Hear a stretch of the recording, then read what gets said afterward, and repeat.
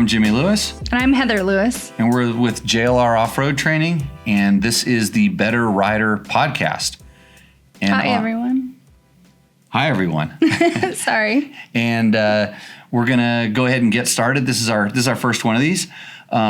This is something that we've decided to do on a kind of regular basis where we will bring in different coaches, maybe some celebrities, sometimes students, and it's a way for us to kind of communicate and go back and forth, give you guys some good information, tell you a little bit about us and what we've been up to, and overall try to help you become a better, more safer, proficient, faster motorcycle rider. Just a better rider. Just a better rider. Just a better rider. So we've been doing this school for over 20 years. I think we're going on 21 years. Mm-hmm. We started, it's a long story. We'll get into the story, which is actually pretty interesting. I used to, when I was racing, train riders people just, because I went fast or something. So they said, hey, can you teach me how to go fast? And I thought I knew how to do that. But a little bit on some of our background. I'm a washed-up ex-motorcycle racer. And then Heather will tell you about where she comes from. I just come from being a washed-up ex-racer's wife. Really, no. I've been riding since I was about 8 and have ridden with Jimmy since I was about 15 and learned to ride from Jimmy and then also later on learned to ride from my students. Yeah. So, but and what do you do in your real life besides take care of me? Besides take care of him, I'm a forensic scientist and I work as a scientist, and we analyze evidence from crime scenes and testify to them in court and do all that fun stuff, just like CSI TV. Yeah, it's just like CSI. Yeah. She's underlit tables, underlit tables. I wear, short skirts, high heels. Yeah. Actually, she just takes care of me. That's I'm a nonstop crime scene. So, but anyways, Heather has been riding a long time, gone through lots of different evolutions in racing. What was your best number plate? What did you win? You got a second in women, or were you W2 for a year? I never never placed high in the District 37 because I didn't really race that long. I raced until I was about 19 or 20. You were W2 in enduros, though. Was I? I don't remember. There's a number plate someplace floating around where I knew you had a low number. I've finished first in a lot of races, but I didn't really have much time in earning a number plate. Yeah, but racing doesn't matter. No, because I'm not competitive. All right. So you used to stop and help too many people. Yes, when you I raced. would. So that's what makes you a better coach. When people would crash, I would literally stop and wait for them to go, so then I could chase them again. So maybe I like the chase. So Heather had a short yet productive racing career. I somehow managed to make a living racing dirt bikes, and when I wasn't racing dirt bikes, I was riding about and testing, doing a lot of product testing for editorial things, because really all I wanted to do when I was a kid was get my picture on the cover of magazines, which I luckily succeeded in doing quite a bit. And in that, I've done everything from winning backyard supercross championships, so adults riding mini bikes in some guy's backyard, to being on the podium in the Paris to Dakar rally. So kind of a long history and quite diverse. I have raced motocross. I started at motocross when I was younger, and one of my biggest things there is I actually qualified for an outdoor motocross national and almost got points. But most of my racing was done off-road. I had multiple District 37 number 1 plates. I was fortunate enough to ride with Johnny Campbell one year and win the Baja 1000. 2-man team, like real men. And overall had a very successful racing career, got out relatively healthy. And you also raced hard enduros, and you even developed your own hard enduro. Yeah, that was stupid. I mean, fun, stupid fun. I liked all different kinds of racing. I got to go every place in the world that I cared to go, and a few that I didn't. We did some cool stuff. You did some cool stuff with BMW. Yeah. As out there racing the 24-hour BMW, or actually the night race that we did. I was developing HP2. Yeah. So you've gone racing, writing about bikes, and also developing bikes and product testing for OEM manufacturers. So like you like to say, I've never worked a day in my life. But you know a lot of stuff. Stuff, huh? A lot of stuff about motorcycles. Right. And Heather, how to ride them. And Heather is the scientist that can somehow extract a lot of the information out of this jumbled up monkey brain that sort of spins around in circles a lot of times. So enough about us. I'm sure, I hate to say it, but I only like to talk about myself. So that will come up time and again in this podcast. And if you can drag a story out of me, then that's all good. But one of the things we really wanted to communicate is that we're going to do this podcast on a regular basis and with different people. And as we evolve, we will probably have the ability to start taking calls and doing some interaction live. And we are launching, and this is kind of like the beginning phases of a very comprehensive online riding school. So people that don't have the opportunity to come out and train with us in person will be able to do a lot of our training through online curriculums and various levels. And as this kind of rolls out, we're doing the beta testing right now of some of this. We will let you know and communicate with you on that, and there'll be ways to get your questions answered live and in person and all different ways. We're just trying to embrace the digital nature of the way things are going. Mm-hmm. So Heather, I think we should probably talk a little bit about how we got started. How did the Jimmy Lewis off-road training evolve? Well, I think it very first started when you first started teaching me how to ride. Oh, no, that was horrible. You should say that was horrible. No, it was horrible. I did learn a lot from it. I admit I've learned to ride all different types of bikes. Right. And I could ride any bike that you put in front of me, almost any bike you could put in front of me. Yeah, I'll give you any bike. And ride it okay. But only because you made me.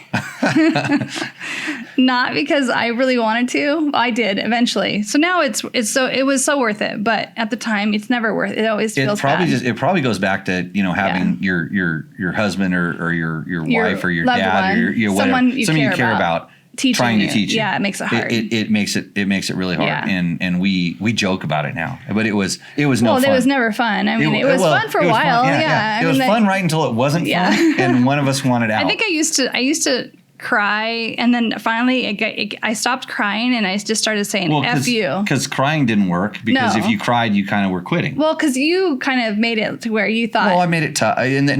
You thought negative attention or negative enforcement was better than positive enforcement. But later, I think that's why I would have been such a better animal coach. I think I taught you that positive enforcement works better for me. Yeah, because I found if I got you mad, you would actually just do it to shut me up. So, anyway. That's why we separate husbands and wives in the classes, by the way. We'd like you to take the class together, but you're paying us to be the coaches. Yes, and you guys should enjoy your time. Anyway. Yeah, so okay. But that was kind of like the start. That could have been the start, yes. The start. Like first root cause. Right. But then yeah, so then there was a group of venture capitalists. Yeah, guys that lived up in the Bay Area who were doing adventure motorcycle riding. What? There wasn't such a thing as adventure motorcycle riding. Well, they were doing exist. Yeah, okay. These ding dongs they wanted to ride big BMWs off road. They'd read a Helge Peterson book or seen some pictures. I think he was really involved. David. Well, so I'll get it. So our friend, now friend, it was like I said, it was the guy that got a hold of me. They probably watched a Helge Peterson presentation. Or Dakar. Someplace. I think he was really into Dakar. Oh, David was into Dakar really too. into Dakar. So David was. because I was a Dakar rider at the time. And so he looked you up. Right. And they wanted to go ride their BMWs, whether it was across the Darien Gap, around the world, they wanted to go. And so they figured if I was racing them across Africa, then I must be the guy, because these guys only went to what they considered the best. And at that time, I barely knew how to teach my wife how to ride. In retrospect, I think you did very well. In retrospect, so David got this group of guys. We met him out in at State Line, Nevada, Prim, Nevada. Mm-hmm. They rolled up in a limousine with a semi truck with all their bikes in it, and we unloaded and proceeded to teach them a class. Mm-hmm. And it was I knew what I did to ride the motorcycle, but I never had to explain it before. And I think this is in our world, what we've learned is that teaching is an art, and there's a lot of people that can do it, but they have no idea what they're doing. And then a lot of times they leave out a lot of steps. So, back to the group and like David, getting this group together, they all learned a ton. Yeah. They had a great time. They more so they had a great time, and they learned a ton, and they wanted to come back, and they wanted to do all this stuff. And all of a sudden, since these guys are, it's like venture. I didn't even know what a venture capitalist was. I thought, now I look back and I'm like, well, venture, that's like adventure, and capitalist meant they did it their own way, and we're going to somehow make money at it. So they were adventure capitalists. They got us started. All of a sudden, David's mind was like, he's like, you know what? We need to make the motorcycle riding and training Disneyland, and points at me, you're Mickey Mouse. And I still make this joke all the time. It's like, I want to be Mickey Mouse. Anyhow, that's kind of really how it started. And these guys had good experiences. They wanted to come back. They recommended a lot of their friends come back. And so the phone started ringing. Yeah, and that was early on in the adventure riding industry. And they knew about these things called websites that you could get. Yes, that's right. Yeah, they helped us develop this thing called a website that we still have today. Actually, we lost the first one because some Russian hackers got it. Russian hacker got it, Yeah. and then David helped us get it back. Yeah. So back in the day. Now we're jimmylewisoffroad.com. That's where you can see our website and see all the different things that we do. Our schedules, and actually the best thing is our newsletter, to be honest with you, because our classes are popular enough. We're lucky enough to where our in-person classes tend to sell out, and so when we announce them on the newsletter, they tend to get sold out, and we're good. And we are even expanding. We have a cooperation right now with Paul Neff and a group called Cispus Cycles, so they can do training in the summer when, like right now, it's a little bit hot for motorcycle riding out here. So they are up in the Pacific Northwest teaching our curriculum, and have, this will be their second season. It was a little interrupted by COVID for sure, but they're just ready to kick off their season. And so these are a couple of the different ways that you can get involved with our thing. But that kind of leads us on to how we teach. So what do we teach?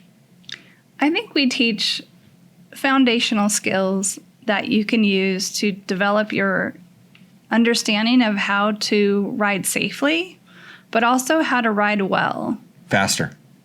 I think people always want to ride faster, of course. Yeah. But I think part of the way we teach is we give a lesson, and then we watch people ride, and then we see where they need to be, where they need the training or where they need the coaching. I think that's our thing, is we coach people.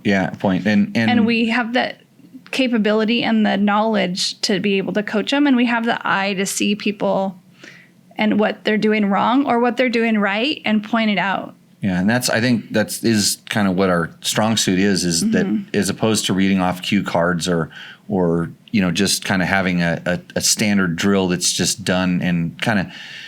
I've always said, anytime you're spending time thinking about what you're doing on a motorcycle, you will probably learn something. And the reason that it's difficult if you're just doing it by yourself or without some help is because you could be doing the wrong thing. You could be practicing the wrong thing. So, and over the time that we've done this, and we will talk a little bit about how our courses evolve, is we have gone deeper and deeper and farther back into the basics. Yes. Things that you would not even consider in your riding. You probably, and like a lot of people just get blown away when I say, I can tell you the two things that are going to cause your problems. It's balance and traction. And everything is centered around those two things. How you get to those two things is where the expert comes in to break it down. But so we start with some extremely, extremely basic drills that even guys that have been riding for 20, 50 years, we have gold medalists. We have people who've gotten gold medalists in extreme sports. Yeah, guys that have done really well at events like Dakar and extreme enduros and different things have come and asked for some advice. And when I say, well, we're going to work on this, they're like, what? Yeah. And I wish I had worked more on this stuff when I was racing, because I just took it for granted that it was at a level that was good or perfect. Let's say I thought I was perfect. It was only good. Now I know because I train and I practice and I teach this all the time, and I can see where it is. So I think that one of our strong points is that we do start at a very, very basic level. So it really works for a wide variety of riders. It doesn't matter. We can't really teach to beginners in our classes, but we do have beginners. We do have a beginner curriculum that will get you started and move you up to a place after you practice, because we can give you all the drills and you're not going to be able to do them right away, especially beginner, because it's like, well, how do I work this? Is this one the There's too much clutch going on or the at brake? that time, and I do what so. with my feet? And I can't stand up because I touch the there's so much going on in a motorcycle when you very first start. So there's definitely a jump between what we would call a rank beginner and then someone who is a novice. I can get this thing moving. I can start and stop. And so we have a delineation between those two skill levels for sure. And once you're a novice, you're ready for our training. Yep. And trust me, we've had some people come here that, even though they've been riding for 20 years, are still not a novice. It's amazing that what they've left on the table, what they forgot or didn't even know, and manage to get that motorcycle moving, whether it's down the road and now they want to go out in the dirt, and it's a whole different kind of experience. So, yeah, I think so. We teach very, very basic drills, but we take them to a ridiculously high level, and this is where she has to tell me to stop talking. Right? Because I'll take something as simple as why you only use 2 fingers on the clutch, or how you're going to place your body, your feet on the foot peg so that you can get onto the brake without initiating a turn in the other direction. And sometimes that's all right. It just depends on the class. So one of the other ways that we teach is we let the class lead its way, because not every class is going to be the same, and it shouldn't be, because we need to make sure that we're teaching the people what they need to learn. We rarely have 2 classes that are the same. And we get a lot of repeat students that come and say, wow, that was like a whole different class. But they've learned more. Yeah. So when they repeat, they're not losing. Yeah, because they're learning more. The first time they picked up this, and the second time, even though that was there, they picked up this. And so we don't have like this multi-level I call it a multi-level marketing approach, where you have to come to camp A and training B and advanced riding C, and you have to go on a ride with us to do D and all these things. It's like if you can make any of our drills look easy, and I will make every one of our drills harder. I'll tell you the next step and the next step, because it's the same stuff when I need to tune up my riding, I go practice. It's the same stuff I have advanced guys practice. And generally when I'm working with someone that wants some sort of advanced coaching on an individual basis, I'll have them do something that's really hard, and then I'll show them, okay, you know how to do this, but here's where you messed up. And then we roll it back into this basic curriculum that we teach all the time. So the thing is, we can teach a wide level of riders. We have a very proven program that is, we always say, often copied but never duplicated. Yeah.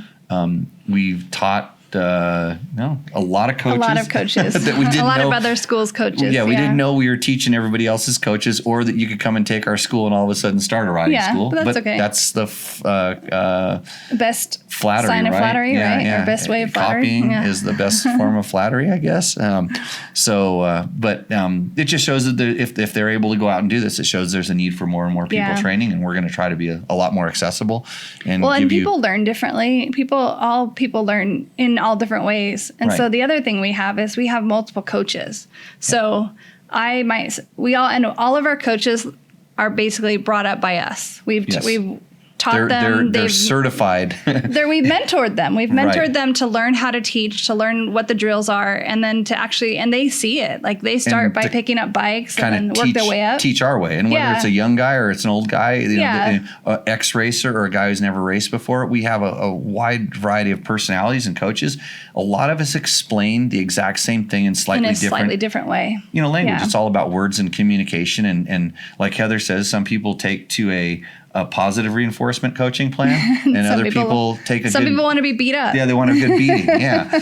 So, So- you'll gravitate towards the coach that Yeah. does it, and you'll figure out how it is. And we, in the Better Rider podcast, we will introduce you to all of our different coaches. Mm-hmm. We'll show you some of our coaches as they evolve, as they come up through the program. Mm-hmm.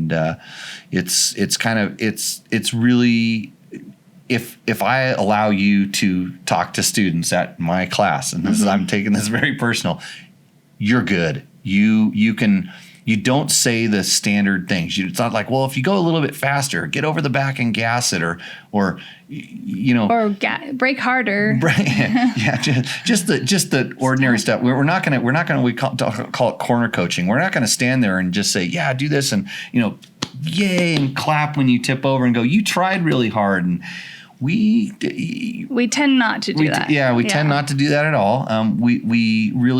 We know you're paying to come and see us. We respect that. We respect it. We know that you want to learn, and we want to give you that experience to whatever level you'd like to take it to. So in that, I think like I said, we really focus on trying to be a really good riding school. And we're not worried about a lot of the other kind of stuff that goes around us. We're kind of medium at doing our marketing. We're trying to get better. We are lucky to have a lot of longtime partners that have helped us, helped me in a lot of times in my racing or in different things. I've worked for these companies over the years as an ambassador or, a development guy or whatever. And we'll definitely bring attention to that kind of stuff. But another thing is that you're not going to come here and get preached to or marketed to. No. Like we don't have any sort of manufacturer affiliation. I'm lucky enough to work with some different manufacturers on different things, but we don't. It's not like we're one brand. It's not like, oh, Jimmy's all KTM and Heather's all Honda, and we used to be all BMW, and now we switched to the other things. So I like to call it brand ambidextrous. And because of my editorial background and being able to test everything and wanting to be very objective and being able to provide viewers with really good information about whatever it is we're talking about, testing, evaluating, the same thing is true with the school. So if you want to learn on a certain brand of bike and it doesn't look like the same brand that we're riding, that's no problem. I probably maybe even be more familiar with your bike than you could be, just from experience, and bikes are a little bit different, just like personalities and other stuff. So, and another thing is sometimes we get kind of thrown into, oh, you're only an adventure bike school, or you only teach dual sport and off-road and teach everybody. Yeah. And once you're off in the dirt, once you're on, a knobby type tire, hopefully you're on a knobby type tire because it's a big difference. Once you're in the dirt, all the dirt bikes require the same set of riding skills. And the skills that we teach also transform over to the on-road riding. A certain amount, yes. Because, the difference is traction. It all has to do with traction. But the balance and the clutch and throttle control and the knowledge and being aware of your surroundings and paying attention to that. Riding off-road will make you a better on-road rider every time. Because basically it seems like you're always out of control if you come from the on-road environment into the off-road environment.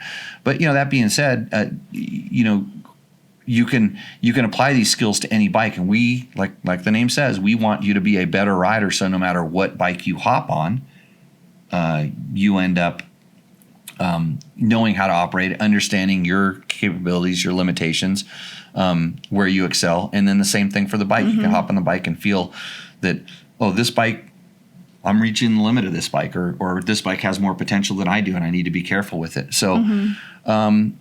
We've evolved quite a bit too. Yes. A lot of our drills started out, one way, like when we first started teaching, we taught it one way, but then we started watching, and the more we watched the students, at least me in the back, and my scientific brain starts working. Right. I'm like, why are they not able to stand up? And I get frustrated because I can't teach them the right thing. And then so we literally go back and have a brainstorming about what could we do to alter this drill. And it's funny because like our first drill always was, our slower than first gear drill. That was the very first drill. And there's a fly in here. Yeah, look at this.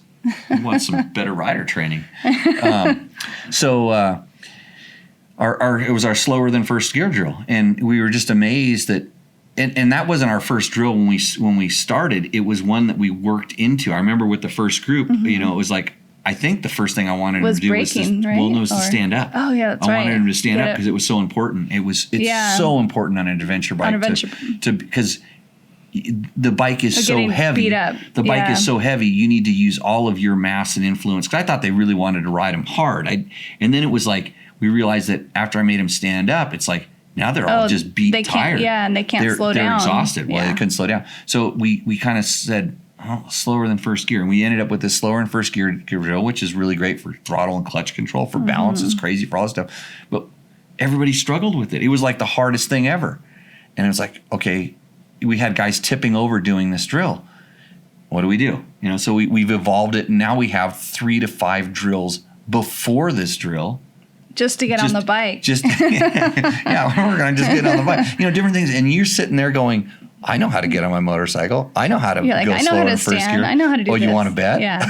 And if you think you can, I can make it worse. Everyone's always like in their gear and they're all like done. They're like, this is going to be easy. And then they're stripping off their gear, taking their helmets off. They're so Yeah, it's like, they're working hard. What's difficult? Yeah. And in our early classes, one of the things that we really focused on was kind of energy conservation. Yes. It was a lot about guys, because guys were really getting tired so quickly, and they wanted to know how not to get tired. And so we worked on, that, and then we started the drills really evolved. And a lot of our drills that have been copied and put into other curriculums and stuff are these drills from literally 20 years ago. A long time ago, yeah. Yeah, and they haven't evolved, and it's still the same thing. And I really hate it when I hear someone come and say, oh yeah, we did a Jimmy Lewis drill at so-and-so, and I'm like, what'd you do?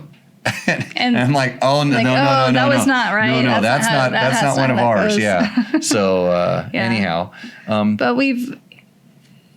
we've started, I think what we used to do is we used to teach people how to ride by getting on the bike and riding. I think that's where we've really improved. Is we used to get on the bike and ride and just say, okay, we're going to go from point A to point B. Because we used to take them on some long trail rides. Move a lot. I mean, we'd do the basic stuff in the beginning, and then we'd do long trail rides. But then we've kind of stepped it back. We got more than 2 solid days. I mean, now we have 2 solid days of almost drilling. Of just drills itself. The whole time. And then we do a little bit of a ride. But it's really because we've seen that people improve much more by doing those skilled trainings. And a lot of times, everybody kind of wants to go do that ride, but after they do a few of the drills, they're like, "Whoa!" We're like, "Wow!" I didn't realize. I think they realize how dangerous some of the stuff that could really be they were doing. So, school's really come kind of a long ways, and and it's going to go a lot farther too. I mean, it's going to be neat just to see that. Especially getting more and more input from this and other people. Right. We'll see more questions and get a lot of different things. Wider spread. Yeah. So with that, thanks, Heather, for joining me on our first Better Rider podcast. Well, thanks for teaching me how to ride so many years ago. Yeah, thanks for not divorcing me 6 or 7 times on those trail rides, on those training things. We now enjoy riding together. Yeah, because now there's Heather rides and there's Jimmy rides. Yes, Heather rides. If you want to go on a trail ride, do a Heather ride. Yeah, if you want to get tortured, then you don't want. Do a Jimmy ride. I always tell people you don't want to ride with me. So, with that, we're gonna kind of wrap it up. Like I said, I'd like to personally thank, and one of the things we're going to do on these things is we're going to give away some nuggets of riding tips. Okay. And this one, not this one, but the next one, we're going to bury a good riding tip nugget in here. So if you're watching it, it's something you can actually go out and do. You know what I'm going to do? I'm going to give one away. Just give one away. Okay. So here's the one we want to give away. I want you to walk around your motorcycle and you can only touch it with one finger. Now, this is something I kind of did. You can work up to that. You can start by using one hand and then work your way up to one finger. This is just going to work on bike balance. That's it. So try to do a lap around your motorcycle. Don't have it next to the Mercedes or next to the brand new Ford Raptor in the garage. You give it some room because it might not go as easy as you think it will. But try to keep your bike in balance and do a lap. You do a lap around your motorcycle only using one finger. Maybe start with one hand. And then go from there.